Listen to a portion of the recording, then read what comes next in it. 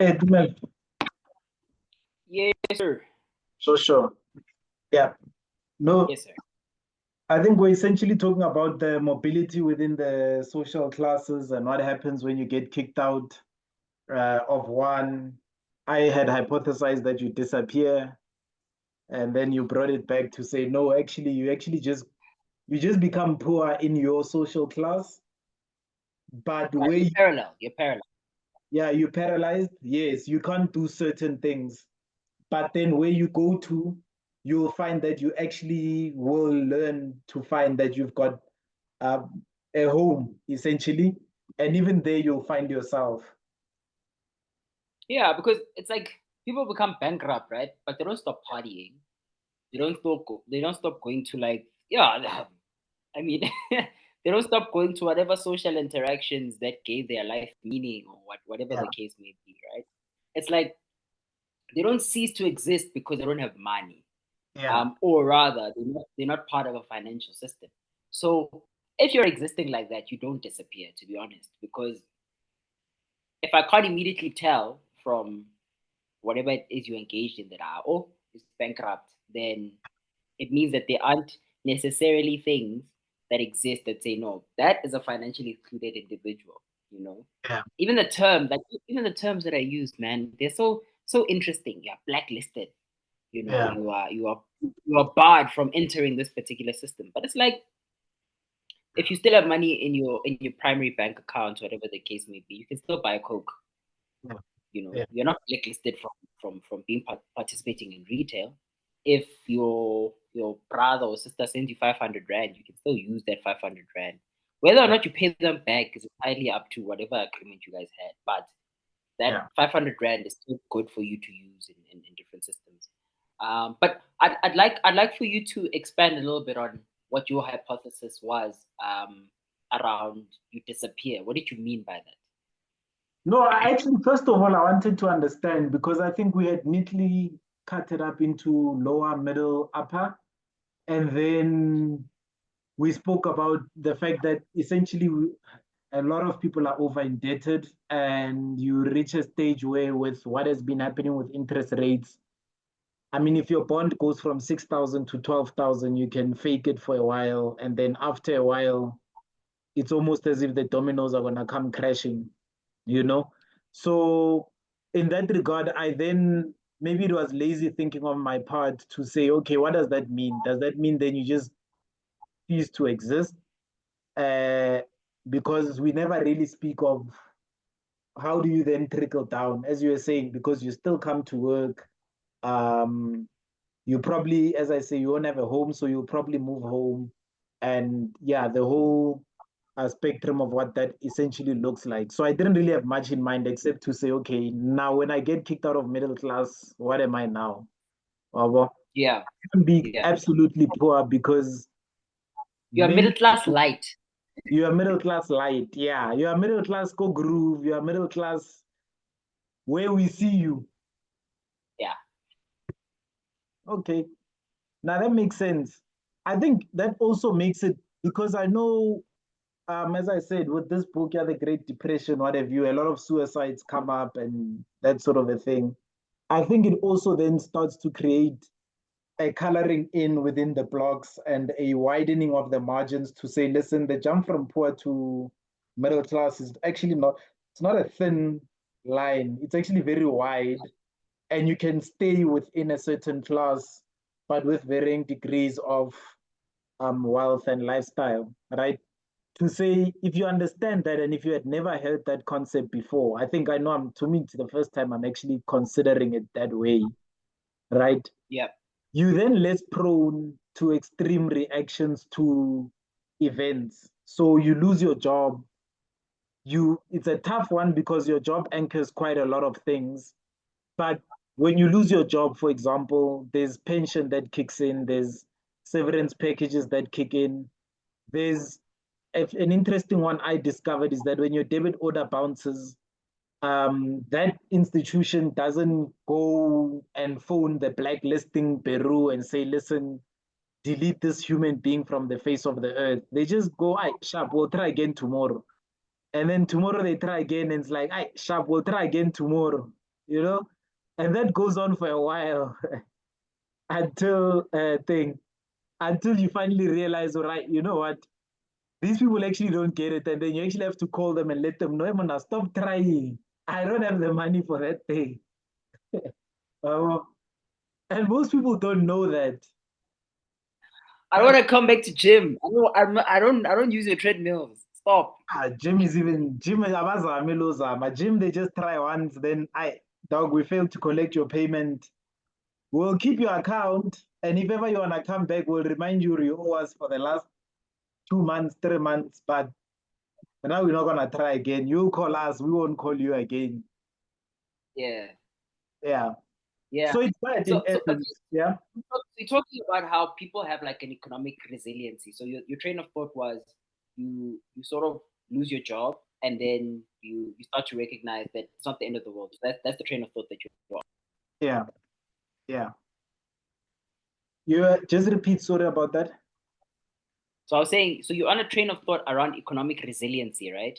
That Yes. you lose your job and then you realize, it's not the end of the world. It's hard, but it's not the end of the world.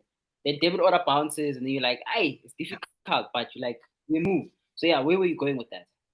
Yeah. So where I was going with that was to then essentially say that that happens for a lot of things. So then you start seeing that, listen, I'm not willing to have this one bounce, but this one can bounce. I'm not willing to lose my medical aid, but I can lose this other thing. I'm not willing to lose life insurance. Um, and eventually you settle at a certain bare necessities type of lifestyle. And then, as you say, for example, if you move back home, you know that, okay, I still have medical aid, I still have life insurance, and I still have my golf membership, for example. And depending on how confrontational your family is, they might say that, oh, wow, you can't have a golf membership while you're not chipping in Montu, you know? Or maybe you are chipping in. The only thing literally is the fact that you're still living at home, right? And then it becomes oh, okay, I am still within that social class when it comes to these sort of things, but I'm now living at home. And where I previously used to drive this direction, get there, take off my shirt, and walk around like a mini dictator, I go in that direction and I take off my shoes and walk around like a Yes. mini dictator type of vibe. So it basically becomes that. Well, Yeah. I was saying you essentially mentioning that spectrum of social mobility, whatever, you actually opened that up to say that actually, as this year unfolds, there's certain uncomfortable moves that will probably happen. And as you move, just know it's normal. And in all of that, just be on the lookout for, first of all, accept your situation. Because there's another thing, or you can refuse, or I'm not going to pay off. I'm not going to let go of my gym membership. I'll tell you with Yeah. me, for example, I was on the Virgin Active Collection Club, which is like top Wait, tier man. gym membership. Oh, negele motho, gets in. You know, Yeah. but you very quickly have to realize that no, that's a super luxury. That's not even a luxury. Like there's no reason when you're going to gym at this point that they need to be ironing your shirt, polishing your shoes, Yep. giving you fruits at the door. You know, those sort of perks that le nna ne ke thoma ho di utlwa, for the first time, you know. But it's you and for a while I tried to hold on because you justified with certain things. For example, I don't have to buy fruits, I don't have to do laundry, I don't have to polish my shoes because all of these are included in that bundle fee, right? So you'll obviously try hold on to it because of those niceties that they've added, those bells and whistles. But it's on Can, you to can I real. can I ask Sure, a very therapy question? sure. What was it about that particular purchase, right? Yeah. That linked to self concept. So I'm a swimmer. And gym charges me the same fee no matter, or I only go there to use the pool, right? Um, so I was already at Virgin Active, the regular one, national membership. I'll call that the regular one because my family is all over the country. So I needed to be comfortable, or if I'm in Limpopo, if I'm in KZN, wherever I am in the country, I can access a gym, and a gym that allows me to swim. Because if I'm in Limpopo and I'm accessing the gym without a pool, I'm wasting my time. I had knee surgery. There's certain heavy exercises I can't do, right? So already you're paying that membership. And then what happened? I think that sold me on, listen, you can join, and then for the first 3 months, you don't need to pay full price. You pay half price. So it was like, okay, an extra like 200, 250 bucks. So I can do that. I don't mind, right? And then they show you all these amenities. So as I say, the polishing of the shoes, I like my shoes polished. I wear a white shirt and tie, that sort of a thing. So it worked. The perks worked. Like I would go to gym, the regular gym, and my shoes, if they were not polished, they were not polished. If my shirt was not ironed, then it meant I was gymming, then coming back home to iron my shirt before I go to work, right? Fruits, as I say, it happens that time of the month, the fruits di fedile ka mo fridging. But go gym, you can consistently get that. Then the others were things like showering. I shower at the gym, that sort of a thing. So you end up realizing, okay, I'm not showering as much at home either way. It would just be an upgrade in the shower, all of that, right? So already they had me on that. Okay, I've got basically 3 months to make an extra 1,000 rand. I'll so much just say it, right? I've got an extra 3 months to make an extra 1,000 rand. Then I'm clean, set inside of it. Then I Sure. started because it's got jacuzzi, it's got water pressure, it's all massage, like it's the works, it's worth it, all of it, you know. Sure. Um, And then I tried, oh, you also get free trials. So they're like, listen, think about it, don't come. But you have 3 free entries. So you can come 3 times, you can bring a friend. And then, oh, that was the other thing that they sold me on. They were like, you can bring a friend anytime you want. And basically, it's fine. I was living with my brother, and it made sense that, okay, essentially, it's just 2 gym memberships, just for the price of it's yeah, it was 2 gym memberships basically. But now Yeah. we're going to a proper gym. Yeah, well, so it basically wasn't double the fee. It was okay, dude, let's start gymming here. And then you said, obviously that would change. They didn't think that somebody would use it every day. They just thought, listen, once in a while you want to gym out, you want to gym with somebody. On those days you can come through with them. They didn't think it was an everyday thing. Wabo. So that sold me. Then once I started using it, you very quickly get to understand why it's worth it. Like if you've ever paid a gym membership, you know it's overrated, right? You know it's not worth it. First of all, you're not gonna go. And second of all, Yeah. when you go, it's just you versus the machines. Like it's okay, what do I do now? You know? Um, for me, because I'm a swimmer, perhaps less so. My gym has never been overrated. It's always been nice. I go in, I get in the water, and I swim. Come on, out. So when I got there, it then just went next level. To get in gym and get out with a clean white shirt and polished shoes, crazy. To be able to get into the jacuzzi for 20, 30 minutes, have your body parts massaged, got the different pressures of water, the shoulder one, the back one, the feet one, Sure. and then to go and swim. And then when you're done swimming, you're warm down or cool down, you can do the same. You can use the sauna, whatever. For me, it was out of this world. I remember saying to my brother one time, I understand why once a player becomes the best player in the world, so a Cristiano Ronaldo, whatever, you can never catch them. And that's because for them, gym is no longer a chore. It's no longer, if it doesn't hurt, can go big, go home, no Yeah. pain, no gain, because he literally can get into gym. When he's out, he goes into the sauna, he goes into the massage, whatever, massage table. What he eats is so clean that from gym, he literally just feels like he just walked out the shower. Like everything that you push to the max has been restored all over again. And that's how that gym was. Like I walked out every day smiling because no matter how much I swam, I would walk out and everything was fine because you then go into a hot water, you essentially go into hot water therapy, cold water therapy. You go into the works. Like, hey, Virgin Active, I have a friend who works there. If you guys are still listening, go Palempe honorary membership because I've sold you, you know. But it's that, and it then This starts podcast has been sponsored by Virgin Active. Tell her the collection, last number.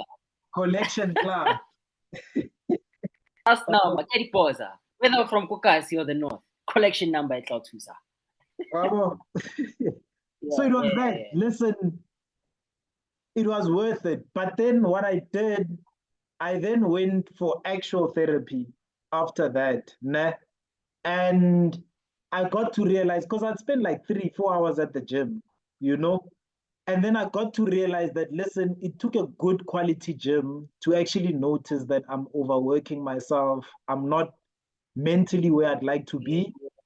And so that's why when I finally got a gym that was worth the type of work ethic that I was putting in, it then highlighted all the inefficiencies. It highlighted that, listen, you're actually using this as some form of coping mechanism because when you walk out the office, for example, you factually are stressed. You know what the coping mechanism is called if we bookmark it? Pardon? You know what that coping mechanism is called? No, I didn't care. So my friend in Yeah. so my friend in psychology, Yeah. because I play a lot of indoor soccer, right? So I do a lot of Yeah. indoor soccer, basketball, that sort of thing. So Yeah. exercise and what you were doing is a coping mechanism called sublimation. So Yes. you sublimate into an activity. Yeah, so it's called Funny sublimation. enough, Yeah. Haberman, on YouTube, I think it's, I forget his name. I think The it's neuroscientist guy. the neuroscientist guy. There's where he speaks about your Steve Jobs and all of that and sublimating to say, listen, when I listen to these guys that say they worked, Elon Musk, I worked around the clock when I was working on Tesla. People here work ethic, push, wara wara. But if you speak to him himself, Yeah. he most likely will tell you, no, I'm not doing this out of motivation. I'm actually doing this because it has to be done. But if you speak to Yes. a neuroscientist will say you're actually sublimating, you're actually substituting everything that you have to deal with for work or for some form of healthy societal Yep. thing. Yes. You're just Yeah, doing yeah, it yeah. to excess, and nobody can fight you on it because there's a net positive. Listen, my body while I was at the collection club, it went from this guy swims to literally people that could see my swimming videos would say, listen, you don't swim, you are a fish, you know. So you're getting compliments, Yeah. you know. Yeah. But Because there's two ways. yeah, There's two ways to bucket habits, right? It's yeah, like this one has vices. Wow, yeah, no, what to yeah, like these are vices, right? And they're also yeah, coping mechanisms. Right? Then there's yeah, other ones that are like work ethic related. yeah, You know, he's an athlete. yeah, He's a cycler. You know what I mean? He is yeah, someone that runs. And we call them like healthy habits. yeah, From this particular perspective, right? Those are like vices, healthy habits. So I get exactly what you're saying. But it's like we're all just trying to deal with something. It's in various ways, like you're saying, net yeah. positive to society, and then there's ones that are just like, my guy, you're harming your family, you're harming all of us. It's like just stop with the nyaupe, like just stop it. Yeah, with Jabu, Tumelo. Hey, hey, but both, but both ultimately are bad. As you say, the other is a net I positive, agree. so I it'll agree. Yeah. it'll give you more money, more health, physically, externally. But we wake up one day and dimano te kawatile, or we wake up one day and what's this? This person had a heart attack, or people around you tend to actually be more honest. So they will say this person is controlling, una the dictatorship. We say that a lot about Steve Jobs. We say a lot about Elon Musk, who is a sociopath. You know, when you Yeah. work with him, you're always on your toes, right? And you You're either anxious, in You're literally anxious. 100%. And as I say, and it becomes unfashionable, by the way, in industry to say, Hore, listen, this is not they're both bad because the other one just leads to death, to your internal death. Like you literally die from mental what, you know. The people that are educated will know it better than I do. Believe it or not, your body one day just shuts down. Sure. Wow. Sure. Okay. So you were talking about how this experience was basically like your optimal gym experience. You know, Yeah, it made you feel like every single rand and cent was worth it. But yeah, also, as part and parcel of your self concept, because that was the initial question, you yeah, started to realize that you were substituting the gym time for dealing with a lot of the things that you needed to deal with. Or rather, it put a spotlight on the things you weren't dealing up with, you know, about work, about your balance in your life or integration in your life, right? Depending on whichever way you look at it. yeah, And from the self concept perspective, you started to recognize that you enjoyed this experience because not only was it an escape, but it also aided you to feel on top of your game so that you can go back into whatever arena. And I say we're all gladiators in life, right? It yeah, just depends on whatever arena you're in. So LeBron James is in a basketball arena, he's trying to be the best at that. You are in the accounting arena trying to be the best at that. You know, I'm in the marketing arena trying to be the best at that. So looking at those various things, like we're in these arenas, right? But everybody needs to, like, you leave the arena, you go home, and you have a life outside of the arena. You know what I mean? It's literally just a place of combat. After you've done the combat for the day, time you got a laptop or whatever your vocation would then be, you put the haraf down or whatever, and then yeah, you go home, right? And you have to then deal with like life things.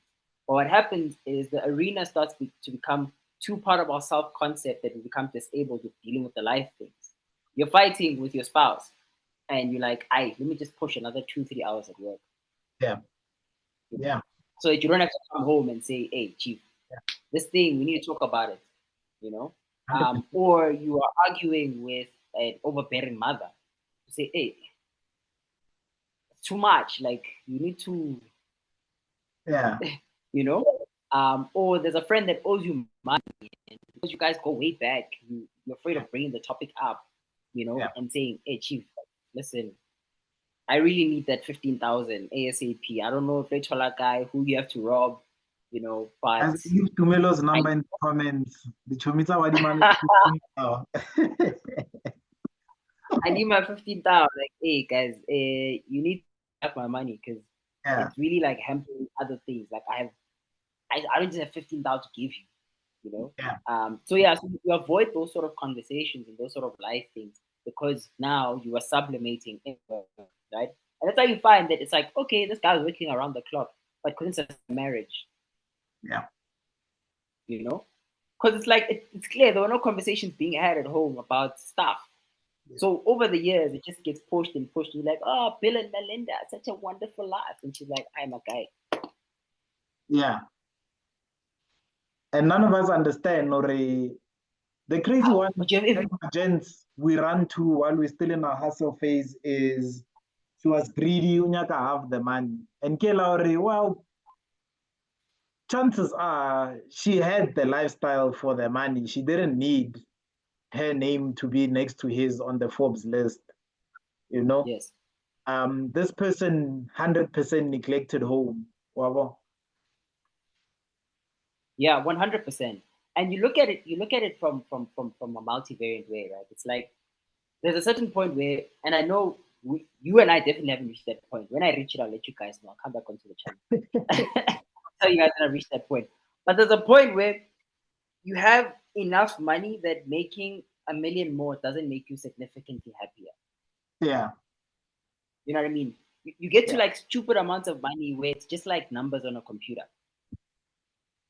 So Like it's I not like put respect it's on not, my name. Nah. yeah. Look at how scared you look. You're like, hey, the man hasn't changed my life. What do you mean? So I agree with you in that regard. Nah. I've reached a point though where I've made enough money. I was like, you know what? An extra 10,000 won't change my life, honestly. It Sure. and I think it had to do with that's why I get, for example, the gym kicked in, the this kicked in, the that kicked in. where you essentially start seeing that, oh, actually, I enjoy clean shoes. It's crazy that I'm paying this much for them, but listen, if I'm wearing formal shoes, they must be clean. Yes. I love a clean white shirt. If I'm paying money for this, I mean, if I'm not even if I'm paying money, if I could pay money to have somebody clean my shirt, take it to a gym, then I would. Yeah, well, and before you know it, you basically have all these money is not a things where if Zaga and it's because you've done all these other things, you're comfortable with yourself because you understand that, listen, if it was chilling in my bank account, it wouldn't have helped me with anything. And I'm not talking to YOLO because there's people that genuinely believe in, yeah, YOLO. No, no, no, no, no, no. Bill Gates Yeah. saying, listen, if I was left with $5,000, I would get myself a clean suit and a good meal daily is not the same as you saying, I YOLO, let's go to Kong or let's go to what is it, Gemini and have the best meal available. No, no, no, it's not the same. It's someone who's saying that, listen, I actually do my best work when I'm in this environment, in this state of mind. So it goes to, for example, I only wear 100% cotton shirts, 70 Rand Mr. Price, and I'm happy in that, right? I can get a 400 Rand, 100% cotton shirt, but the minute you've hit 100% thread or whatever, Yako, whatever, it's that. Unless now we're dealing with different grades of cotton, then sharp. Sure. So then you start realizing that, oh, actually, I don't like when I'm wearing to be conscious of the fact that I'm sweating when I'm working, sorry, to be conscious of the fact that I'm Yeah. sweating. I don't like when I'm working to feel hungry, for example. So I am 90% vegan. I eat nuts, you name it, raisins, whatever. And part of the reason is when I'm working, I don't have to think about food because whatever I just ate goes straight to the brain. I don't get the itis, I don't get this, that. Someone said to me, I said to them, we'll talk in a meeting, so, but it's Friday. And I was like, hey, I hadn't even noticed because it's Friday to you. Now I had a now conversation and I wanted to continue that conversation. Tumelo was Yeah. available. Let's jump on it. Sure. And those things then Yeah. start to add up and become okay, I can actually live like this. How much is it costing me? 90% of the time, you find it's costing you way less than what you think it should cost you. It's just to get there, you have to, it's a bell curve. You have to go through Yeah. green screen things. You have to go through the up, then the discerning where, okay, I want this, I want that, I want that. And then it normalizes after the bell curve. Yeah. So, for example, Yeah. after leaving the gym, I now know I'm willing to pay more for a helper. Why? Because I was willing to pay that much more for gym. And the only aesthetic thing I can add that it added to my life was shoes, shirt, Clean shirt. and Yeah. fruits. Now I know that, oh, actually, I don't have to pay an extra 1,000 to get all of that. I can pay an extra 500 and then I just make sure that there's always fruits in the house. Then I've got exactly the Sure. same thing. Yeah, well, and then when I pull up, I look clean, I look healthy, I look happy, I look whatever. Then the perceptions start to come out to, hey, this guy must have a lot of money Sure. because You pay it's for like a fruit box subscription type. 100%, You pay for like a fruit box. Yeah. 100%. Well, Yeah. That's yeah, interesting. So I mean, I think there's something I can't remember. I don't know who to attribute this to. yeah, Probably Mark Cuban. I don't know. I think he spoke about this in one of the videos. yeah, And there was like a business person that went to this guy that was fishing, right? He'd get some fish, like enough fish, and then he'd sell whatever he got for the day and he'd keep some fish yeah, for yes, himself, I right? remember that story. Right? Yeah, And then one of the guys was looking and says, hey, dude, why don't you scale this thing? And he says, for what? He's like, no, he's like, okay, how am I going to do that? He's like, you get another boat, you go out, you hire people, and then you get more fish and you sell it. It's like, sharp. And then what? And then you get a cruise ship, and then this cruise ship is going to be the one that gets all like this big fishing tanker.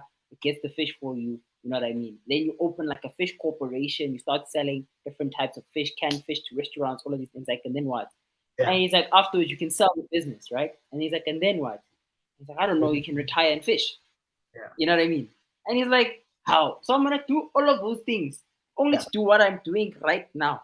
Yeah. You know, I catch a fish, I eat it for the day, I have a simple lifestyle, and it's fine. So I think what we're saying is very similar because, like I said, they are, and I'm glad you ended out. You like me, I've reached that point, right? So I speak. I've for touched it myself. before, at least. Yeah, it's a spectrum, Leon. right. Yeah, so, yeah. How we were. Yeah. So sometimes you're comfortable in it, but I've actualized. Yeah. Other times you're like, hey, man, right? I get sharp or I get nazaga, right? You know? Yeah. Yeah. So looking at that, it's like it's the same concept, right? And I wrote down while you were talking about it is you can't have taste of everything. So regardless of how much money you have, if you are the richest person in the world, you cannot have such a wide variety of tastes that you will have so many different experiences to finish and exhaust your money. Yeah. Like it's like it's statistically impossible for you to have a taste in everything because a taste literally means you're segregating. You have a preference, right? So by you liking one thing, it automatically means that the antithesis of that thing you won't like. Yeah. Yeah. You know what I mean? So like you were saying, it's a simple delight that once you're able to, at a level to afford it, there's a thing that someone once said. He's like, hey man, I just want enough money in a month to be able to buy Nando's whenever I want, you know, to travel wherever I want to go. If I want to go to Devon tomorrow, Gavaya, you know, I don't have to think about, I must budget, I must do these things, you know. And at the core of it, it comes down to the sort of life experiences one wants to have, the various ways that you want to exist. They say $163,000 a year is the income at which there's perfect happiness. Above that, you've got too much money. Below that, you don't have enough money. At 163,000, I think it's a figure like that, something like that. Your life is basically in balance. And the next time it gets hit again is at $10 million. Yeah, well, I think it's about 3 million rands a year. So that's quite a bit. But 300, yeah. 3 million and 260,000. Yeah, exactly. That's like sweet spot. Then the next, so then after that, like things obviously are out of balance as you find yourself. You go through it, and that's the crazy thing. You go through it all over again. So now you're flying first class, but sleeping 4-star or 5-star. You wearing LV, and it starts all over again. And the next part is, I think, something like $10 million. At $10 million, you're in perfect harmony again. $10 million, now we're talking money. We're talking 262 million. Sure. And essentially it plays that game in and out, in and out. Okay, it's 200 million. In and out, where you're essentially doing that. But to your point, how you can fast track that in inverted commas is be able to just know yourself and be able to set the bar at I'm not, and it goes back to what I said when Howie Wawela high, you'll see that I'm not willing to negotiate on medical aid, but I can negotiate on this and that. And it becomes that the longer you then can live in your I'm not willing to negotiate these and then just stay there, the more you can realize that actually by going to this and this club or doing this and that thing, New Year's Eve party, what, it's not adding to the quality of my life. It's FOMO, but it's FOMO that I actually would be doing very well without it. I have a business partner friend who has traveled the whole world. New Year's Eve, upostile video you know? And I don't think it's because he's particularly spiritual, like he's not I wouldn't call him for prayer, né? But I could understand as well, or listen, for you to post or nine spending my New Year's Eve cooking, you one of the people that are discerning enough to know that listen, then one more party is not gonna do it for me. Probably sitting at home and looking for plans is not going to either. I'm happy to just be at church and just be in that environment. Yeah. And it's sitting well with me, and that's it. And the sooner you can find that for you as a person, like the next year, because I think that's initially how this call came through, you know. Um, how will the interest rates and the economy and whatever affect um, us citizens, wara, wara, wara, right? I think it's going to Yeah. force you to have that introspection that says, where am I comfortable? You know, if you haven't tried enough now, you're gonna cry to a point where you realize that, yes, actually, my happiness is a function of eating well, sleeping well, and being with people around me that I want to be with. Everything else was just lifestyle. It was just signaling that I actually didn't need. Yeah, but and Yeah. if you don't come to that reckoning today, tomorrow, or in your life ever, just ignore what I said. Like it's not a big deal, you know. But if you I'm come just to that reckoning, exactly, if you come to that reckoning, just know, okay, this is actually normal. This is actually what this process is taking me through.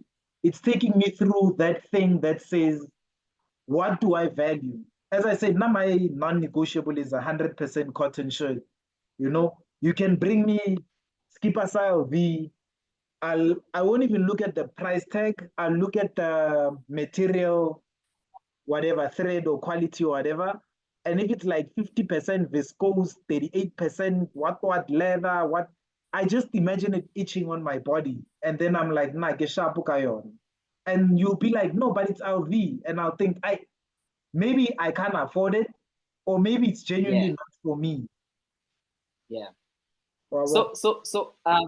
I think I'll leave you with a couple of things as we wrap up, right? Yeah. So Proverbs 30 verse 9. I was just looking for it now as you were speaking. Proverbs 30 verse 9. It says, lest I be full and deny thee and say, who is the Lord? Or lest I be poor and steal and take the name of God in vain. So this Yeah. is basically just scriptures where even Solomon had said, God, don't make me too rich, right? Because I'll forget you. Yeah. Don't make me too poor because then I'll curse you. Yeah. And I think it's that perfect harmony that's been there, like in ancient writings for a long time. That we just need balance. Like you don't need more than is necessary. You don't need less than is required. You know. And I mean, I'll tell you what my definition of success for myself is. And I heard it somewhere. I think it's the Knowledge Project. I must find that podcast. I don't know who was speaking. It was one of those times where you're driving and you're listening to a podcast, so you don't really see the guest name, but you're like, "Hey, this guy's dropping bars." Yeah. And I did an adaptation for it for myself, right? So success for me, right, is doing things that I love with people that I love in a way that allows for me to be present and provide for my family, right? Yeah, and that's essentially what my values of success is, right? Doing things that I love with people that I love that allow for me to be present and provide for my family. So if there's something that doesn't work in there, so if I'm in a business engagement and it's someone that I genuinely can say I don't love, then something's wrong. You know what I mean? And it becomes part of those things that you measure to say, okay, am I providing and am I present at the same time? Now it sounds very simple, but getting all of those things right at the same time Impossible. is so difficult, right? It's so Impossible. difficult. Yeah. Yeah, it's so difficult. So it means that the filtering mechanism then becomes such a very clear one. And it's not about money, even though money aids all of those various things. Yeah. Now, thanks a lot, G, for the chat. Huh? It's gonna cut I was the travel it was offline. love. At least we Sharp, share sharp. Thank you so much. something. Great. A little bit. Sharp. For sure, my man.